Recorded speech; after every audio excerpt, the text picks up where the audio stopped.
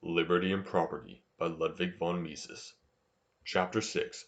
However, one does not exhaustively describe the sweeping changes that capitalism brought about in the conditions of the common man if one merely deals with the supremacy he enjoys on the market as a consumer and in the affairs of state as a voter, and with the unprecedented improvement of his standard of living.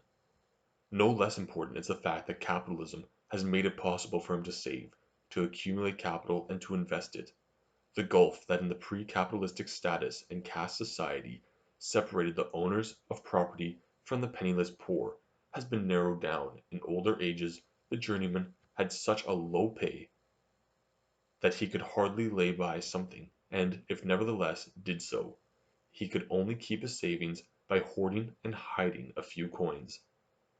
Under capitalism his competence makes saving possible, and there are institutions that enable him to invest his funds in business. A not inconsiderable amount of the capital employed in American industries is the counterpart of the savings of employees. In acquiring savings deposits, insurance policies, bonds, and also common stock, wage earners and salaried people are themselves earning interest and dividends and thereby, in the terminology of Marxism, are exploiters. The common man is directly interested in the flowering of business not only as a consumer and as an employee, but also as an investor. There prevails a tendency to efface to some extent the once sharp difference between those who own factors of production and those who do not. But of course this trend can only develop where the market economy is not sabotaged by allegedly social policies.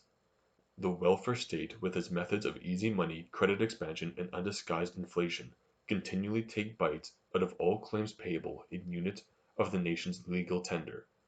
The self-styled champions of the common man are still guided by the obsolete idea that a policy that favors the debtors at the expense of the creditors is very beneficial to the majority of the people.